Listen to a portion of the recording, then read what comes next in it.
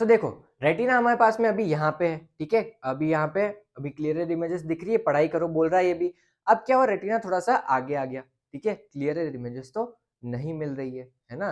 तो क्या हुआ, अब मेरे को एक या तो कॉनकेव लेंस या फिर कॉन्वेक्स लेंस, अभी हमने क्या देखा, कॉन्वेक्स लेंस यूज़ कर सकते हैं। तो अगर मैं देखो यहाँ पे कॉन्वेक्स लेंस है, तो मैं कॉन्वेक्स लेंस यूज़ करता हूँ, देखो। कॉन्वेक्स लेंस यूज़ किया तो देखो एक मैसेज आया आपके लिए वापस, क्लियर में, एकदम क्लियर, पढ़ाई कर दिखा। ऐसा क्या जादू हुआ यहाँ पे?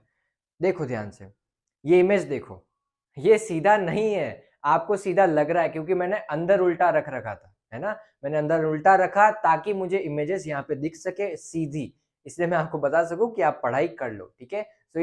सो hello and welcome back to physics. आज हमें लेक्चर सेकंड चालू करना है, human eye the colourful world का। इसको देख के डिस्ट्रैक्ट मत होना, इसका प्रोजेक्ट या फिर इसका डेमोन्स्ट्रेशन लेक्चर के एंड में होगा, ठीक है? अभी इसको इग्नोर करो, मैं जो पढ़ाऊंगा उसको पढ़ना, फिर हमें इससे बहुत अच्छी एक डेमोन्स्ट्रेशन करनी है लास्ट में, ठीक है?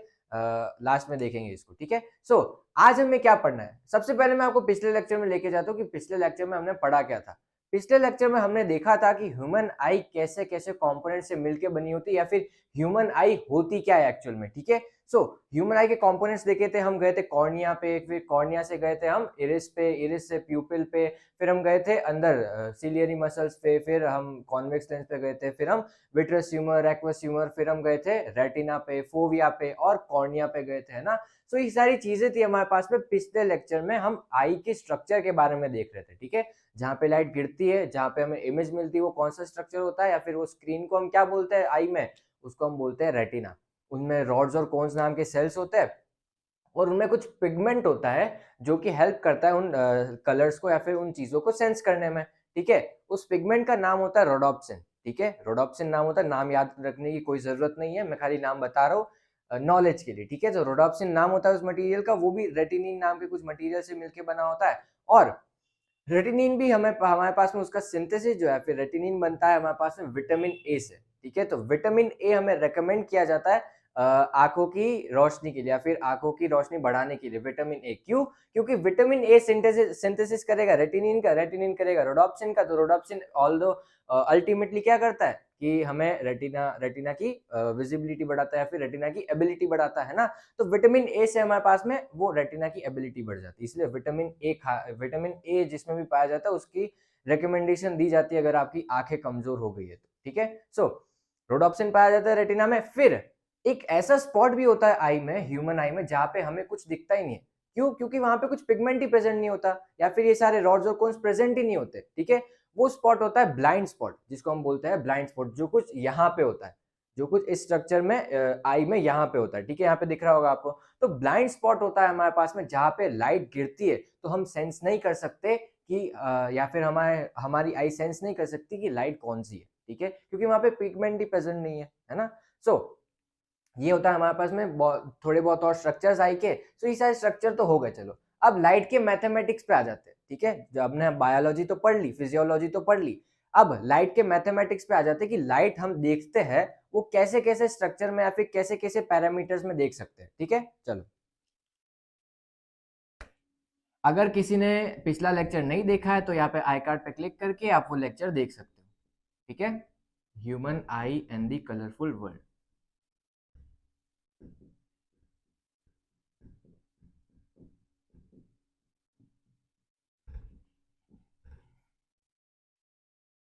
सबसे पहला चीज आती है हमारे पास में एक तो चीज है, देखो मैं बताता हूँ आपको।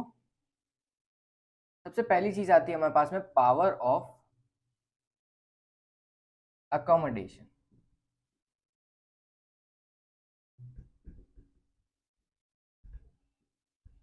पावर ऑफ अकोमोडेशन क्या होता है? हमने देखो, हमने लेंस के बारे में पढ़ा है, जो हमने हमारे पास में आई के अंदर होता है, ठीक है? वो किससे कंट्रोल होता है? सीलियरी मसल से। सीलियरी मसल्स अगर कॉन्ट्रैक्ट होगी तो हमारी जो कॉन्वेक्स लेंस की फोकल लेंथ है वो कम हो जाएगी, और सीलियरी मसल्स अगर रिलैक्स होगी तो फोकल लेंथ इंक्रीज हो जाएगी। ये तो हमने पिछले लेक्चर में पढ़ लिया, ठीक है? तो पावर ऑफ अकोमोडेशन क्या है? वही चीज, उस कॉन्वेक्स लेंस की फोकल लेंथ को एडजस्ट करना सीलियरी मसल्स के थ्रू, ताकि मेरे को इमेजेस अलग अलग डिस्टेंसेस पे दिख सके। दूर वाली ऑब्जेक्ट के लिए अलग फोकल लेंथ रख देंगे तो मेरे को ऑब्जेक्ट क्लियरली दिख जाएगा, पास वाली ऑब्जेक्ट के लिए अलग फोकल लेंथ रख लेंगे तो मेरे को ऑब्जेक्ट क्लियरली दिख जाएगा। तो उसी को बोलते हैं हम power of accommodation. the adjustment of focal length of the convex lens with the help of ciliary muscles inside the human eye. ठीक है, the adjustment of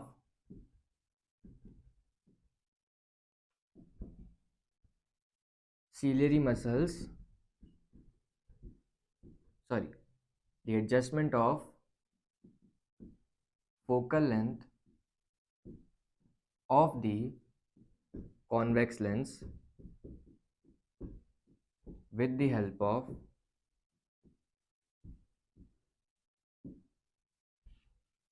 ciliary muscles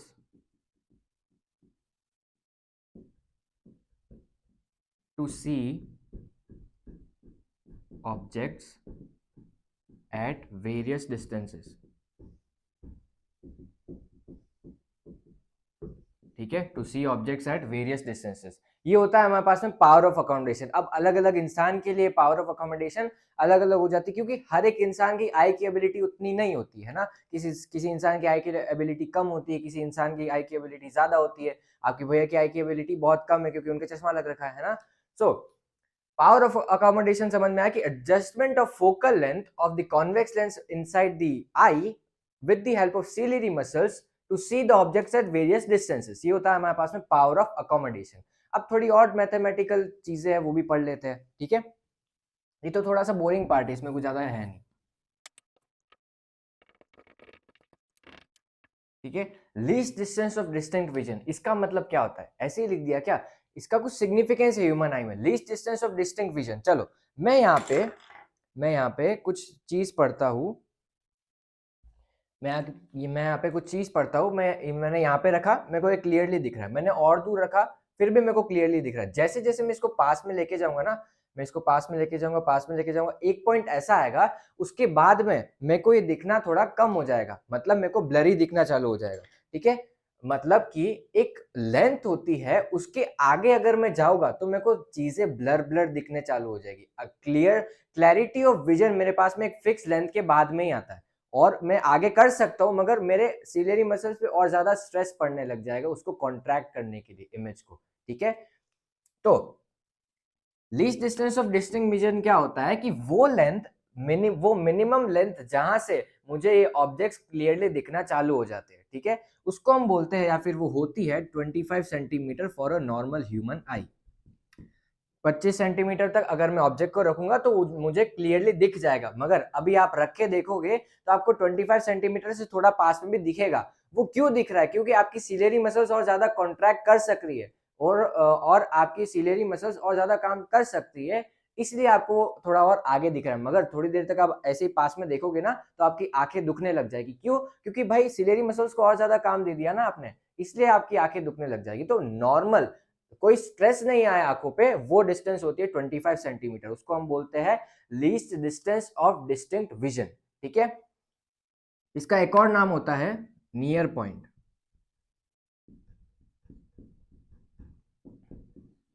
इसका एक और नाम होता है नियर पॉइंट। नियर पॉइंट मतलब जो सबसे छोटी डिस्टेंस जहां से मेरे को ऑब्जेक्ट क्लियरली दिख सकता है, ठीक है। अब एक और चीज होती है, हमारे पास में फार पॉइंट।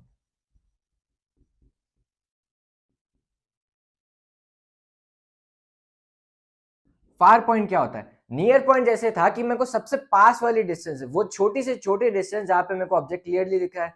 फार पॉइंट मतलब वो जो बड़ी से बड़ी डिस्टेंस जहां तक मैं ऑब्जेक्ट को देख सकता हूँ। अब वो कौन सा होता है? मुझे प्लैनेट्स भी दिखते हैं, मुझे गैलेक्सीज भी दिखती है, ऑल्दो इतनी क्लियरली नहीं दिखती मगर दिखती तो है ना। तो मुझे गैलेक्सीज भी दिखती है, मुझे सन भी दिखता है। तो वो कितना दूर है मेरे पास में, है ना। तो वो मैं कितना दूर इन्फिनिटी ले सकता हूँ ना। तो हमें इमेजेस या फिर ऑब्जेक्ट्स इन्फिनिटी तक भी दिख सकते हैं, तो मैं इन्फिनिटी तक देख सकता हूँ। तो मेरा फार पॉइंट क्या हुआ? इन्फिनिटी, ठीक है। तो फार पॉइंट होता है हमारे पास में infinity for a normal human I. Far point हो जाता है इन्फिनिटी।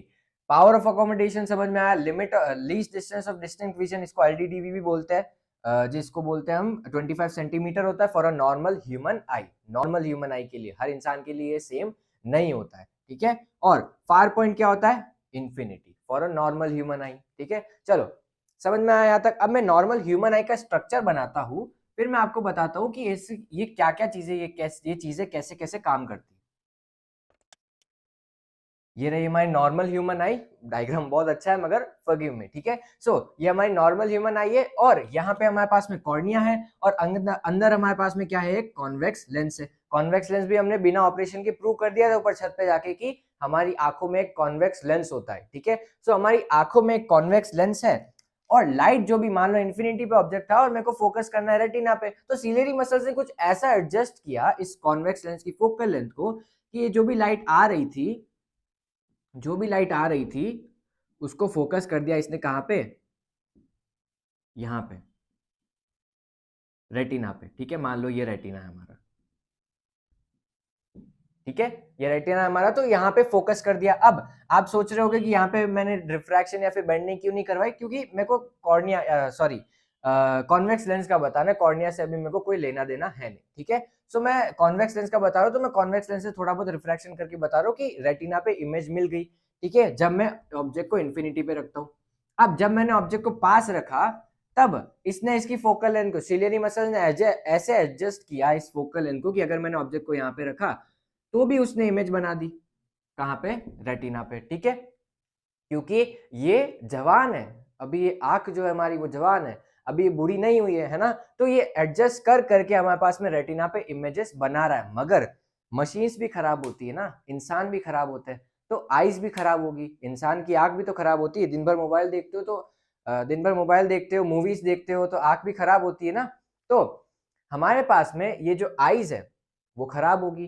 तो ये खराब कैसे कैसे हो सकती है, अब जैसे किसी किसी को दूर का नहीं दिखता है, किसी किसी को पास का नहीं दिखता है, किसी किसी को दोनों नहीं दिखता, किसी किसी को दूर का भी नहीं दिखता है और पास का भी नहीं दिखता है, और किसी किसी को तो दिखता ही नहीं है, ठीक है। तो हम सारे केसेस देखते हैं कि ये कैसे कैसे होते हैं, ठीक है।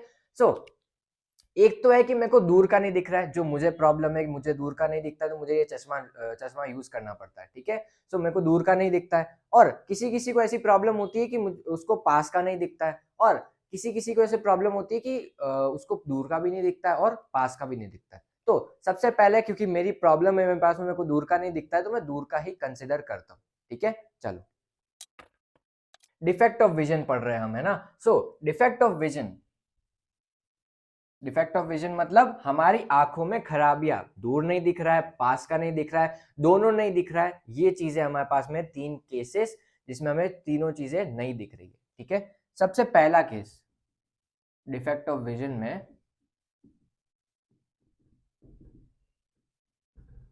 डिफेक्ट ऑफ विजन में सबसे पहला केस है हमारे पास में जब मेरे को दूर का नहीं दिख रहा है, उसको इंग्लिश में हम बोलते हैं नियर साइटेडनेस, ठीक है। इंग्लिश में हम इसको बोलते हैं नियर साइटेडनेस, स्पेलिंग पे मत जाना, ठीक है, नियर साइटेडनेस। और इसको हम और भी बोलते हैं मायोपिया, नियर साइटेडनेस को हम और भी क्या बोलते हैं, मायोपिया, ठीक है। सो मायोपिया होती है हमारे पास में डिजीज, जब डिजीज या फिर कोई भी एक मतलब डिफेक्ट ऑफ विजन जिसमें हमें दूर का नहीं दिखता है, ठीक है, जिसमें हमें दूर का नहीं दिखता है। और इसमें होता क्या है एक्चुअल में, देखो क्या होता है, इसमें क्या होता है कि हमारी जो ह्यूमन आई है, मान लो ये नॉर्मल ह्यूमन आई है, ये नॉर्मल ह्यूमन आई है, इसमें क्या होता है कि अभी ये नॉर्मल है, इसमें कॉन्वेक्स लेंस है, ये नॉर्मल रेटिना पे इमेज बना रहा है। मायोपिक आई में क्या होता है, जिसको मायोपिया हो रखा होता है, उसकी उसकी जो आई होती है वो ऐसे नॉर्मल शेप में ना होके ऐसी हो जाती है,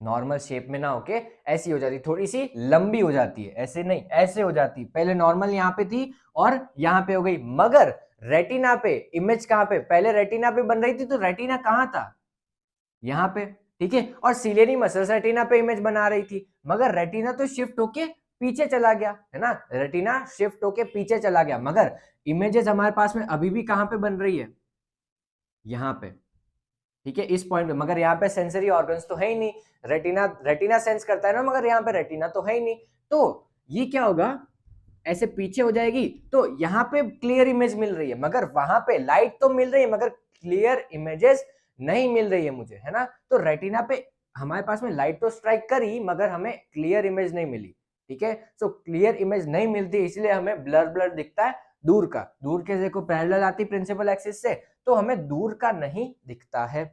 चलो ठीक है, मैंने मान लिया मेरे को दूर का नहीं दिख रहा है, ठीक है, क्योंकि मेरा रेटिना जो है वो पीछे शिफ्ट हो गया।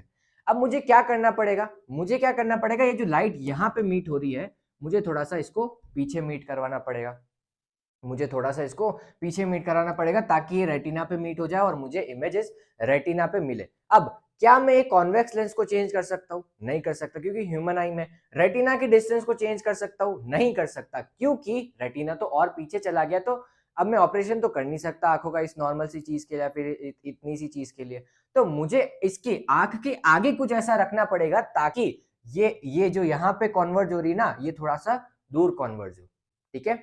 समझ में आई बात यहाँ तक कि हमें थोड़ा सा पीछे कन्वर्ज कराना है। चलो ठीक है, मैंने मान लिया। अब मेरे पास में चार चीजें थी, चार चीजें पड़ी थी। मैंने रिफ्लेक्शन में दो चीजें बताई थी, रिफ्रैक्शन में दो चीजें बताई थी। रिफ्लेक्शन में concave mirror, convex mirror, refraction में कॉनकेव लेंस और कॉन्वेक्स लेंस, ठीक है।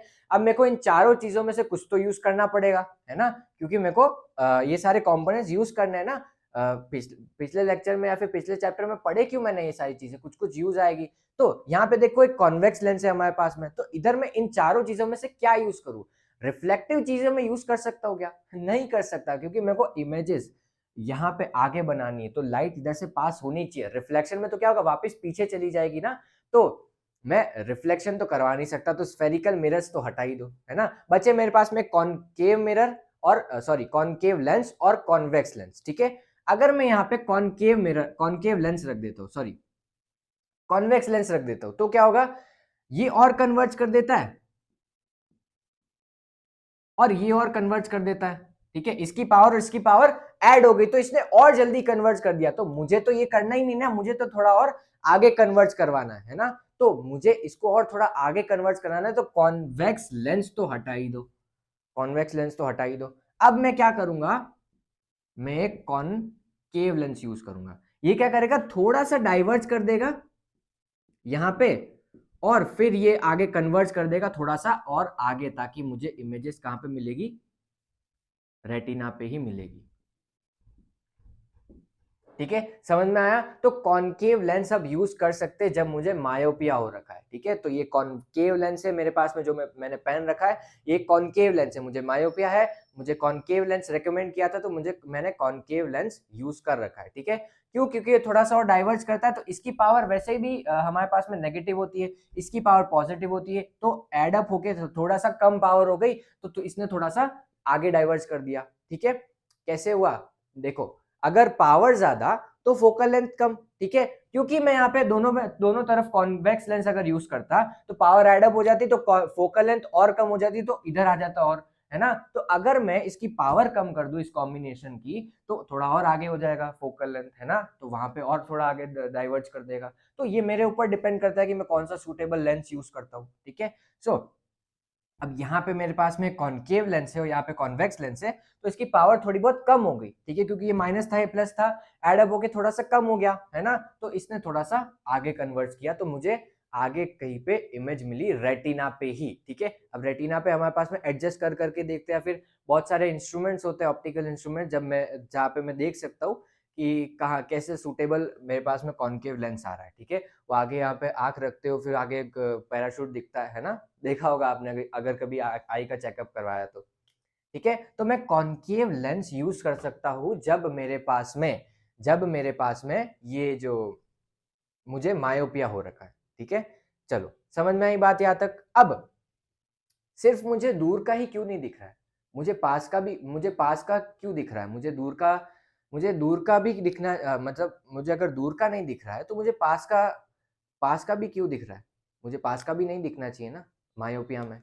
तो देखो, अगर मैं इंफिनिटी पे रखता हूं तो क्या हो रहा है, अगर मैं इंफिनिटी पे रखता हूं, वापस देखना, अगर मैं इंफिनिटी पे रखता हूं तो अभी मैंने लेंस लगा नहीं रखा है, तो मुझे थोड़ा सा आगे कन्वर्ज होके मिल रही है, तो रेटिना पे इमेज मेरे को मिल नहीं रही है। जैसे जैसे मैं इमेजेस को आगे लेके जाता, सॉरी ऑब्जेक्ट को आगे लेके जाता हूँ, ये शिफ्ट हो जाता है आगे, ये जो पॉइंट ऑफ मीट है, क्योंकि देखो अगर मैं आगे लेके जाता हूँ जैसे जैसे ऑब्जेक्ट को, इमेज जो है वो आगे आगे शिफ्ट होती जाती है, तो पढ़ा है ना हमने। तो अगर मैं इसको आगे आगे लेके जा रहा हूँ तो ये जो इमेज है वो हमारे पास में आगे शिफ्ट होती जाएगी। तो मैं जैसे जैसे आगे जाऊंगा, मैं जैसे जैसे ऑब्जेक्ट को क्लोज लेके जाऊंगा तो मुझे रेटिना पे इमेजेस मिल जाएगी, और वो सिलियरी मसल्स अपने आप फोकल लेंथ एडजस्ट करके मुझे रेटिना पे इमेजेस दे देगी। इसलिए मुझे मायोपिया में दूर का नहीं दिखता है और पास का दिख जाता है, क्योंकि जैसे जैसे मैं आगे लेके जाता हूँ मेरे पास में रेटिना पे इमेजेस मिल जाती है आराम से। ठीक है, ज्यादा दूर लेके जाओगा तो और आगे शिफ्ट हो जाएगा, इसलिए मुझे दिख नहीं पाता, कितना ही एडजस्ट कर लेगा सिलियरी मसल्स फोकल लेंथ को, है ना। अब ये तो हो गया हमारे पास में डायग्रामेटिक व्यू मायोपिया का, कि मुझे मायोपिया हो रखा है और मेरे पास में मेरे को दूर का नहीं दिख रहा है। ठीक है, अब मैं आपको रियल लाइफ में बताता हूँ इस डेमोन्स्ट्रेशन से कि अगर मैं कॉनकेव, मेरे को मायोपिया हो रखा है तो मैं कॉनकेव लेंस यूज करूंगा तो मेरे को क्या हो, तो मेरी इमेजेस कहाँ पे बनेंगी। ठीक है, अब मैं आपके पास में एक रियल लाइफ डेमोन्स्ट्रेशन लेके आए हो। अब हम आंख में आ चुके हैं, है ना।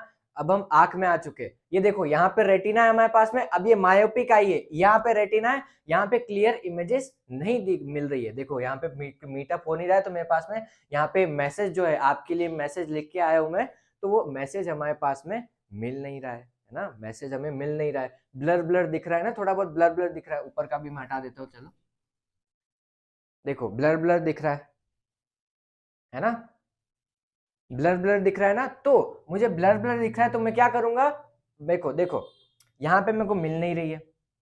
ठीक है, मेरी ये जो आई है वो इलोंगेट हो गई है ना। मेरी आई जो है, मेरी आई जो है वो इलोंगेट हो गई है ना। तो यहाँ पे ये थोड़ा बड़ा हो गया है ना। मेरे को यहाँ पे मीटअप हो रहा है, ठीक है, मेरे को यहाँ पे क्लियर इमेजेस दिख रही है। देखो बताता हूँ मैं यहाँ पे कैसे मिल रही है। ये देखो, आपके लिए बहुत अच्छा मैसेज लेके आया हूँ मैं, पढ़ाई किया कीजिए, है ना। सो यहाँ पे मेरे पास में क्लियर इमेजेस मिल रही है, तो पीछे चला गई, पीछे चला गया रेटिना, है ना। ये रेटिना था अभी, अब कहाँ पे चला गया, पीछे चला गया। तो वहां पे मीटअप तो हो नहीं रहा। मीटअप कहाँ पे हो रहा था, यहाँ पे हो रहा था। ठीक है, तो अब मैं कौन सा लेंस यूज करूंगा क्लियर इमेजेस के लिए, क्योंकि पीछे चला गया रेटिना, तो कॉनकेव लेंस। ठीक है, चलो कॉनकेव लेंस यूज करते हैं। अगर मैं एक कॉनकेव लेंस यूज करूँ प्रॉपर फोकल लेंथ का, तो देखना अभी क्या होगा। देखो थोड़ा बहुत क्लियर दिख रहा है ना, थोड़ा बहुत थोड़ा बहुत थोड़ा बहुत थोड़ा बहुत, एकदम थोड़ा बहुत दिख रहा है। देखो पढ़ाई कर लो, है ना, पढ़ाई करो, एकदम क्लियर दिख रहा है। तो मैंने जब एक कॉनकेव लेंस यूज किया, देखो ये कॉन्वेक्स कॉनकेव लेंस है, मेरा भरोसा करना थोड़ा सा। तो जब मैंने कॉनकेव लेंस यूज किया तो मुझे इमेजेस क्लियरर मिल गई। ठीक है, अब ये तो मैंने यहाँ पे मेरे पास में कॉन्वेक्स लेंस था और मैंने रेटिना और इसके बीच में रखा। मैं बीच में रख नहीं सकता था क्योंकि मैंने यहाँ पे कार्डबोर्ड से रख रखा है, तो यहाँ पे रखना था ऑल दो, मगर मैंने ये थोड़ा यहाँ पे रख दिया। बात तो वही है ना, इधर रखो या फिर उधर रखो। तो मैंने समझाने के लिए आपको बताया है कि अगर मैं इमेजेस बनाता हूँ तो मैं कहीं पे भी रख सकता हूँ मेरी सहूलियत के हिसाब से, है ना। तो ये ओवरऑल तो समझ में आया ना कि मेरे पास में अगर मैं कॉनकेव लेंस यूज करता हूँ, अगर मेरी मायोपिक आई है तो क्या होता है, क्या होता है। अगर मैं इमेजेस, मेरी जो इमेजेस है वो मेरे पास में यहाँ पे मिल जाती है मुझे रेटिना पे। ठीक है, कॉनकेव लेंस अगर मैं यूज करता हूँ तो अगर आपने ध्यान से देखा होगा, तो जब मैंने यहाँ पे पढ़ाई करो यहाँ पे आया था तो वो छोटा था, और पीछे जब मैंने कॉनकेव लेंस यूज किया तो थोड़ा बड़ा हो गया। तो मुझे क्या इमेजेस बड़ी मिलती है क्या, मुझे क्या इमेजेस बड़ी मिलती है क्या? ऐसा नहीं है, ऐसा नहीं है। वो क्योंकि मेरे पास में कॉनकेव लेंसेज की थोड़ी बहुत शॉर्टेज है। मेरे पास में मतलब ऐसा एक्यूरेट तो बहुत सारे कॉनकेव लेंस तो है नहीं, है ना। तो मैंने कोई सा भी कॉनकेव लेंस यूज कर लिया ताकि क्लियर इमेजेस बता दूं, है ना। ऐसे तो मैं प्रॉपर एक फोकल लेंथ का कॉनकेव लेंस यूज कर सकता था एकदम प्रॉपर इमेज बनाने के लिए, मगर मेरे पास में थोड़ी शॉर्टेज है कॉनकेव लेंसेज की, है ना। तो मैंने कोई सा भी फोकल लेंथ का यूज किया तो मेरे पास में वहां पे इमेजेस बन गई। ठीक है, बड़ी बड़ी बनी मगर क्लियर तो बनी ना। तो ये होता है हमारे पास में नियर साइटेडनेस का कॉन्सेप्ट। ठीक है, अगर मेरा ये जो आई है वो आई जो है वो थोड़ी बहुत इलोंगेट हो जाती है, तो मेरे पास में जो इमेजेस है वो आगे बनने लग जाती है ना। तो मुझे उसको पीछे बनाने के लिए कॉनकेव लेंस यूज करना पड़ता है। ठीक है, ऐसा ही हम फार साइटेडनेस में भी देखेंगे। ठीक है, नियर साइटेडनेस मतलब नियर की चीजें दिखना, फार साइटेडनेस मतलब दूर की चीजें दिखना, फार वाली चीजें दिखना। ठीक है, चलो अब फार साइटेडनेस पे आ जाते हैं। फार साइटेडनेस में क्या होता है, इसका बिल्कुल उल्टा, मायोपिया का बिल्कुल उल्टा, इसको हम हाइपरमेट्रोपिया भी बोलते हैं, इसका दूसरा नाम हाइपरमेट्रोपिया भी होता है।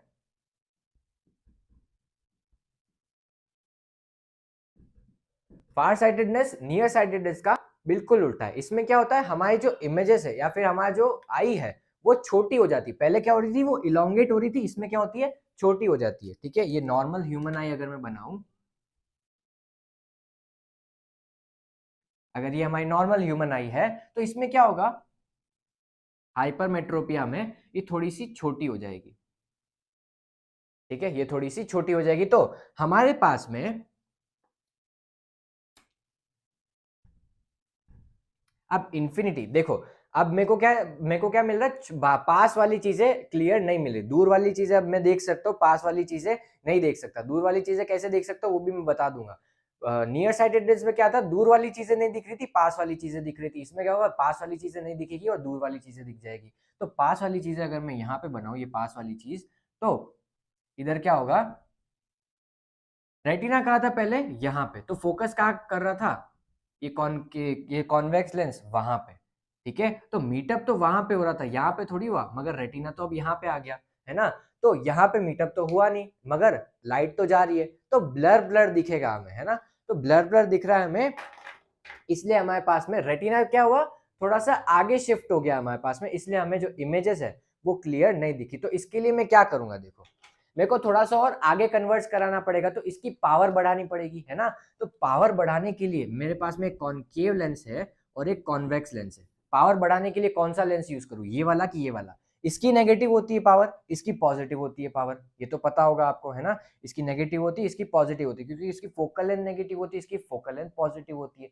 ये भी पता होगा आपको, नहीं पता है कोई बात नहीं। अगर ये देखो डाइवर्ज करता है ना, और ये देखो कन्वर्ज करता है ना।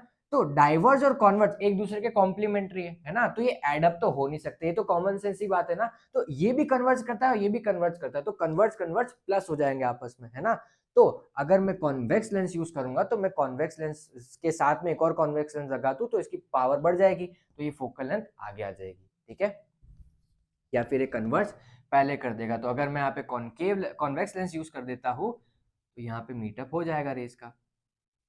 ठीक है, कहाँ पे, रेटिना पे। अब इसका भी मैं रियल लाइफ डेमोन्स्ट्रेशन बताता हूँ आपको, देखो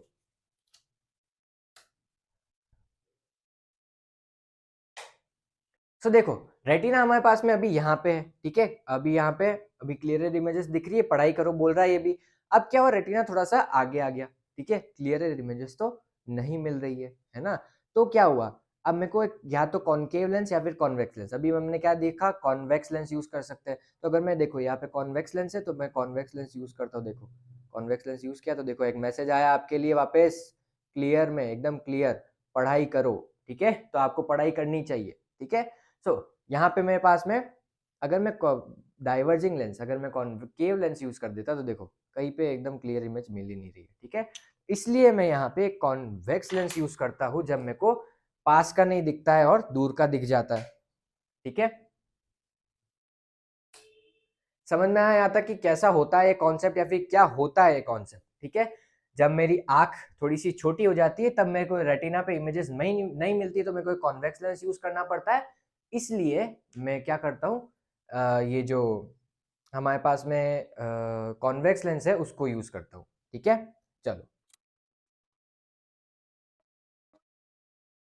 तो अब मैं आपको बताता हूँ कि हमारे जो इमेजेस है, हमें पास का नहीं दिख रहा है इसमें, हाइपरमेट्रोपिया में दूर का दिख रहा है। दूर का कैसे दिख रहा है, देखो दूर का क्या होता है कि हमें जो, जैसे जैसे मैं पास में आता हूँ, तो मेरे पास में इमेजेस जो है वो पीछे चली जाती है, और जैसे जैसे मैं दूर जाता हूँ, जो इमेजेस है वो कहाँ पे बनती है, थोड़ी बहुत आगे शिफ्ट होती जाती है ना। तो जैसे जैसे मैं दूर जाऊंगा, इमेजेस जो है वो पीछे खिसकती जाएगी, और रेटिना तो पीछे ही है ना। तो मैं अगर मैं पीछे जाऊंगा, तो जितना दूर जाऊंगा, मेरे पास में फोकल लेंथ ऐसे आसानी से एडजस्ट कर सकता है कि ये हमारे पास में रेटिना पे बन जाए। तो मैं अगर पीछे जाता हूँ, तो हाइपरमेट्रोपिया में मुझे दिख जाता है।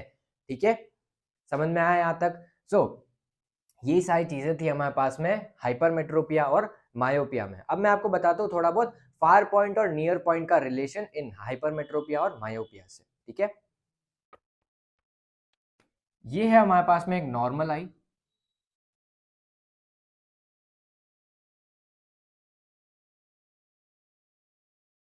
ठीक है, ये है हमारे पास में एक हाइपरमेट्रोपिक आई।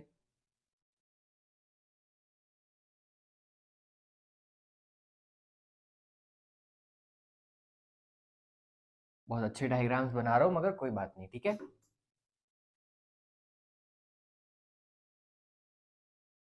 ये हमारे पास में एक मायोपिक आई, ठीक है, ये नॉर्मल है, ये हाइपरमेट्रोपिक है और वो मायोपिक है, ठीक है।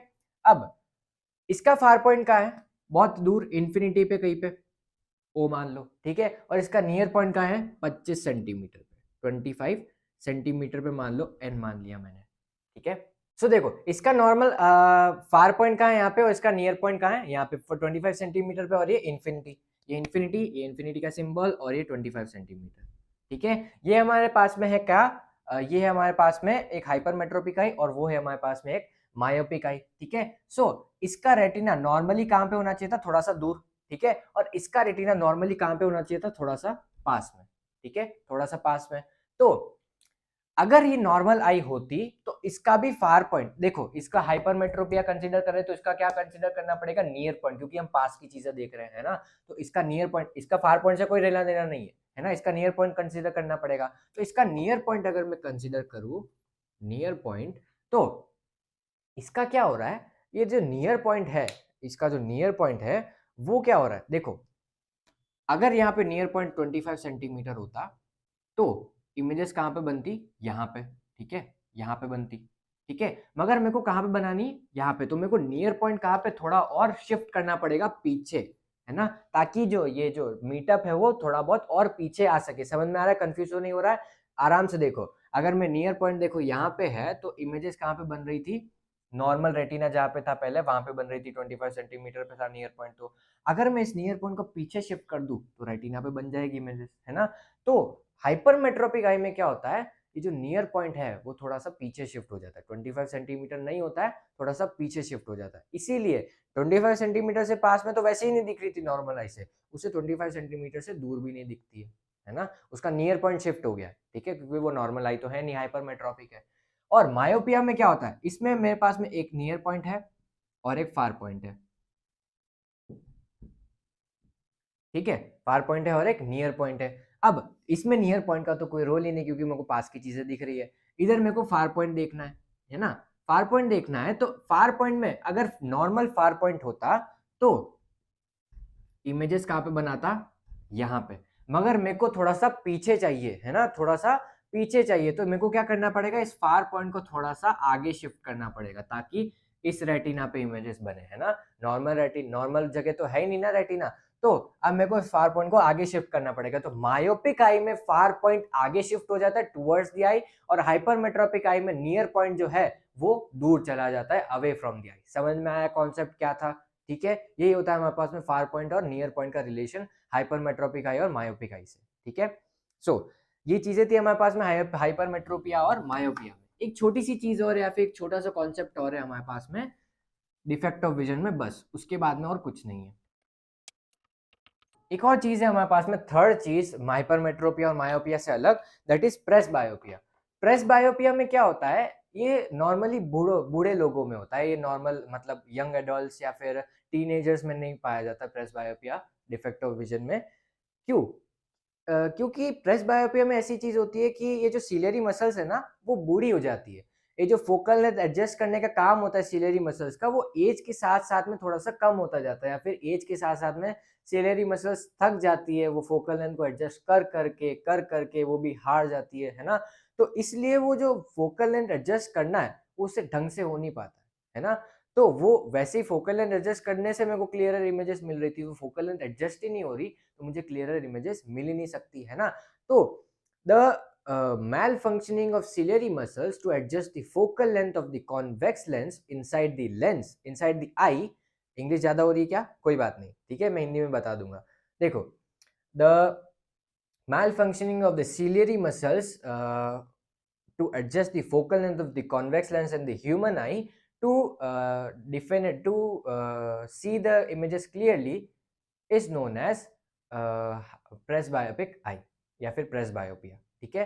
सो हिंदी में भी बता देता हूँ, अगर मेरे पास में ये जो सिलेरी मसल्स का जो ये वर्क है ये थोड़ा माल फंक्शन करने लग जाता है या फिर ढंग से काम नहीं करता है, तो मेरे पास में प्रेस बायोपिया की कंडीशन आती है, क्योंकि मैं फोकल लेंथ एडजस्ट नहीं कर पा रहा। ठीक है, तो यही सारी चीजें थी मेरे पास में प्रेस बायोपिया में। मैं लिख देता हूँ आपके लिए एक बार वापस। It is a condition when the ciliary muscles gets weak with age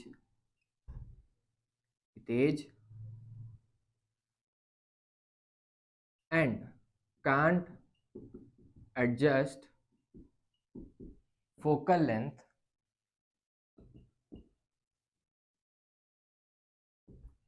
of the convex lens, therefore we can't see properly। अब इसके लिए क्या करना पड़ता है, इसके लिए कॉनकेव और कॉन्वेक्स लेंस दोनों यूज करने पड़ते हैं एक ही चश्मे में। जैसे मेरे पास में ये जो चश्मा है उसमें कॉनकेव लेंस है, क्योंकि मुझे मायोपिया है ना, तो इसमें खाली कॉनकेव लेंस है ना। अगर मेरे को प्रेस बायोपिया होता तो मेरे पास में आधा यहाँ पे नीचे वाला जो हिस्सा है वो मेरे पास में कॉन्वेक्स लेंस होता, और ये जो पूरा ऊपर वाला जो हिस्सा है वो मेरे पास में कॉनकेव लेंस होता। ठीक है, ताकि मैं ऊपर देखूं तो मुझे दूर का दिख जाए, नीचे से देखूं तो मुझे पास का भी दिख जाए, है ना। इसलिए मेरे पास में ये जो चश्मे का ब्लेंड होता है मेरे पास में, अगर मैं प्रेस बायोपिक हूँ तो। वैसे तो खुशकिस्मती से मैं प्रेस बायोपिक हूँ नहीं, क्योंकि हम अभी बच्चे हैं ना। सो वैसे देखो, प्रेस बायोपिया समझ में आया हमारे पास में। प्रेस बायोपिया क्या होता है, मायोपिया क्या होता है, और हाइपरमेट्रोपिया क्या होता है। एक और ऐसी कंडीशन होती है एस्टिग्मेटिज्म, पढ़ने की जरूरत नहीं है, मैं नॉलेज के लिए बता रहा हूँ।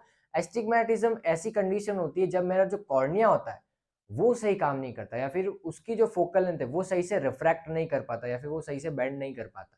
ठीक है, कॉर्निया की मैल फंक्शनिंग से मेरे पास में एस्टिग्मेटिज्म होता है। ठीक है, उसके लिए अलग लेंसेज यूज होते हैं, अलग तरीके के होते हैं हमारे पास में, कॉनकेव और कॉन्वेक्स ही है, मगर उसमें cylindrical lenses, mixture of lenses use हो जाते हैं। ठीक है, अलग अलग तरीके के नाम में, ज्यादा लोड लेने की जरूरत नहीं है। ठीक है, सो ये सारी चीजें थी मेरे पास में हाइपरमेट्रोपिया में, मायोपिया में, और प्रेस बायोपिया में, और एस्टिग्मेटिज्म में। और डिफेक्ट ऑफ विजन हमारा कंप्लीट होता है, power of accommodation, far point, near point का कॉन्सेप्ट भी क्लियर होता है। रियल लाइफ डेमोन्स्ट्रेशन से हमने देख लिया कि क्या होता है एक्चुअल में जब मैं रेटिना मेरा शिफ्ट हो जाता है। सो एंड में जाते जाते एक और छोटी सी चीज सुन लो कि अगर मैंने यहाँ पे देखो लेंस यहाँ पे मैंने रखा था, पढ़ाई कर लो आया था, है ना।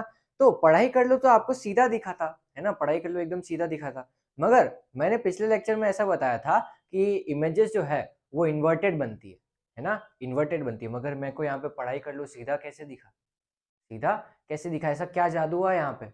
देखो ध्यान से, ये इमेज देखो, ये सीधा नहीं है, आपको सीधा लग रहा है क्योंकि मैंने अंदर उल्टा रख रखा था, है ना। मैंने अंदर उल्टा रखा ताकि मुझे इमेजेस यहाँ पे दिख सके सीधी, इसलिए मैं आपको बता सकूं कि आप पढ़ाई कर लो। ठीक है, तो ठीक है, समझ में आया तक। सो यही सारी चीजें तो बतानी थी मुझे आज के इस लेक्चर में। अगले लेक्चर से हम इस कलरफुल वर्ल्ड के बारे में डिस्कस करना चालू करेंगे। तब तक के लिए अब हम चलते हैं, बाय बाय।